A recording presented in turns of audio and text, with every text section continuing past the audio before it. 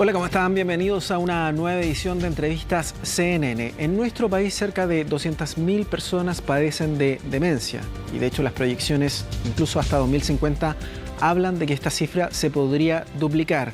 En ese sentido, investigadores chilenos están realizando importantes estudios para conocer qué se puede hacer en los tiempos de prevención de esta patología, pero también hacer las recomendaciones oportunas para evitar que estos casos no logren llegar a esos altos números. Para conversar de este interesante tema, hoy día estamos junto a la doctora Carolina Delgado. Ella es neuróloga de la Unidad de Cerebro Saludable del Departamento de Neurología y Neurocirugía del Hospital Clínico de la Universidad de Chile. Doctora, muchas gracias por estar junto a nosotros. Muy buenas tardes. Muchas gracias a ustedes. Es interesante el desglose de este estudio que han realizado, doctora, con respecto a, esta patología que señalaba yo, que es la demencia, pero también la relación que podría haber con la salud cardiovascular. Por eso nos gustaría conocer, en términos sencillos, de qué se trata esta relación y por qué es tan importante. Ya, se ha demostrado que alrededor de un 40% de los factores asociados a demencia son potencialmente reversibles. ¿Ya? Eso quiere decir que son factores que uno puede modificar. Y dentro de esos factores hay muchos que son factores de riesgo cardiovascular, es decir, que le hacen mal al corazón, ¿ya? Entonces, dentro de esos factores está la hipertensión arterial, la diabetes, la obesidad, la inactividad física, el fumar, por ejemplo, ¿ya? Entonces, cuando uno habla de salud cardiovascular, se refiere específicamente a eso, a aquellos factores que, por un lado, pueden dañar al corazón o que pueden mejorar el funcionamiento del corazón, cuando son factores positivos como el ejercicio. Evidentemente entendemos la correlación que habría en estos factores, como usted señala, que están relacionados a nuestra salud, e incluso dentro de la investigación se detalla que son 9, donde llama la atención que, por ejemplo, uno de ellos puede ser también la depresión, pero también me llamó la atención el de baja escolaridad. ¿Son también factores sociales, educativos? Sí. De hecho, si es que uno piensa como en los tipos de factores de riesgo, están aquellos como que están más asociados al final con una enfermedad, por ejemplo, la hipertensión o la diabetes. Después están aquellos factores que van un poco antes de eso, por ejemplo, como el estilo de vida, por ejemplo, cómo uno se alimenta, como si es que uno hace o no actividad física. Y después están unos que uno le llama determinantes sociales de las enfermedades, que es lo primero de todo. Entonces, finalmente, muchas de las enfermedades que uno tiene están relacionadas a la cuna donde uno nació, ¿ya? A la escolaridad de nuestros padres y a la educación que uno recibe. Entonces, la baja escolaridad se asocia a todas las enfermedades, a todos los malos pronósticos en salud. Y esos factores, evidentemente, doctora, sí, fueron considerados al momento de realizar esta investigación que solamente en nuestro país consideró a más de 3.000 adultos de entre 45 y 80 años. ¿Se hace ese estudio en ese público objetivo o en esa muestra objetiva en relación a quienes presentan más estos indicadores de demencia a nivel nacional? Claro, lo que hicimos nosotros fue tomar los datos de la Encuesta Nacional de Salud, que es una encuesta que se hace puerta a puerta, es decir, se busca a las personas en sus casas y que es representativa de Chile, ¿ya? Incluye todas las regiones y todas las comunas, ¿ya? Y ahí uno obtiene resultados sobre cuál es el estilo de vida de las personas, cuáles son las enfermedades que tienen, cómo se las cuidan. Entonces, en base a eso, uno tiene varios indicadores de salud. Y ahí pudimos nosotros ver cuál es la prevalencia, es decir, la cantidad de personas que tienen hipertensión, que tienen obesidad, que tienen inactividad física, que se alimentan mal en Chile, ¿ya? Y con esos datos pudimos determinar cuál es el porcentaje o la proporción de la población que tiene muchos factores de riesgo para demencia que son potencialmente modificables.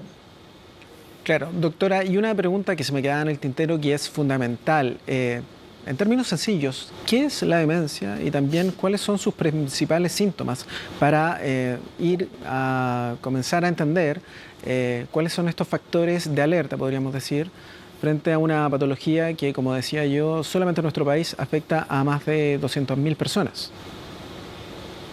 En términos sencillos, uno podría decir que la demencia es una pérdida de la independencia debida a problemas cognitivos o de la conducta. Entonces uno puede perder la independencia por distintas condiciones de salud, por ejemplo, que uno no tenga mano. Pero si esta pérdida de independencia se debe a que uno está con problemas de la memoria u otras capacidades cognitivas o de la conducta, y esto parte en alguna etapa de la vida, es decir, es adquirido, uno habla de una demencia. Claro. Y la demencia, como para englobar un poquito todo, es una de las principales causas de dependencia en el adulto mayor. Absolutamente, y es una situación compleja porque también, como menciona el estudio, está muy relacionado también a condiciones sociales, por ejemplo, de estas personas y sus tratamientos necesarios. Ahora, doctora, ¿cuál es el objetivo de entregar este estudio que señala que esta relación entre la salud cardiovascular y la demencia, si la tomamos a tiempo, podría reducir a la mitad los casos que se proyectan para el 2040 en nuestro país? ¿Dónde nace la prevención en este sentido? ¿Dónde hay que apuntar? Ya, la gran importancia de todo esto es decir que efectivamente uno podría prevenir la demencia o podría por lo menos retardar su inicio si es que tiene un buen control de la salud cardiovascular, ¿ya? Y esto está pensado en las personas que van a tener demencia en los próximos 20 años. Así fue planteado el estudio.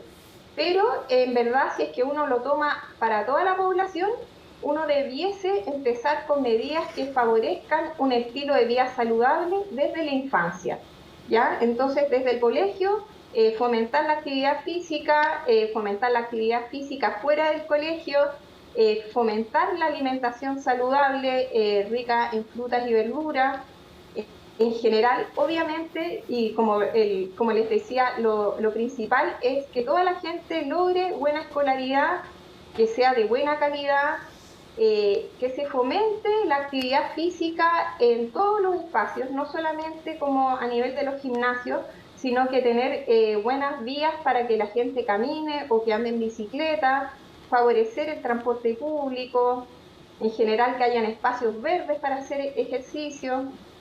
Entonces todo eso lleva a una mejor salud cardiovascular. Y Correcto. obviamente las campañas para evitar el fumar y el abuso de alcohol. Correcto. Es muy relevante lo que nos señala, doctora, en relación a una proyección importante para la prevención de esta enfermedad. Mi última pregunta, y se torna al presente. Actualmente, ¿cuál es el tratamiento, según su punto de vista, más óptimo para quienes padecen esta patología? ¿Para la demencia en sí? Correcto. Y también para el cuidado de las personas que padecen de él.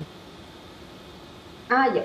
No, en general, bueno, la mayoría de las veces la atención de las personas con demencia en la actualidad se ha hecho el plan Auge y que favorece la atención de las personas a nivel de salud primaria, ¿ya? Es decir, por personal no tan especializado, ¿ya? Y la mayoría de los casos es posible atenderlos ahí. En aquellos casos en que las personas tienen problemas más complejos, como por ejemplo problemas de la conducta importantes, o la demencia aparece muy temprano en la vida, o la demencia ha avanzado de manera muy rápida, lo ideal es que la vean especialistas, ya sean neurólogos, geriatras o psiquiatras, ¿ya? Pero en la actualidad, como estas demencias están aumentando, lo ideal es abarcarlas a nivel de salud primaria. Correcto. Eso es lo que favorece el plan Auge también. Por eso es muy relevante el estudio que han hecho, doctora, en términos de conocer las implicancias que tiene esta enfermedad en nuestro país y también con esta presentación de alternativas que van relacionadas a la prevención para evitar que estos casos sigan aumentando. Muchas Gracias por haber estado junto a nosotros. Doctora Carolina Delgado, estaba buscando el nombre y se me había quedado en el tintero. Muchas gracias a usted. Ya pues, que esté muy bien. De esta forma, y hablando nuevamente de salud que impacta no solamente en el presente, sino que también de cara al futuro, estamos finalizando nuestra edición de entrevistas CNN. La invitación es que sigan nuestra pantalla y nosotros nos vamos a estar encontrando en una próxima oportunidad.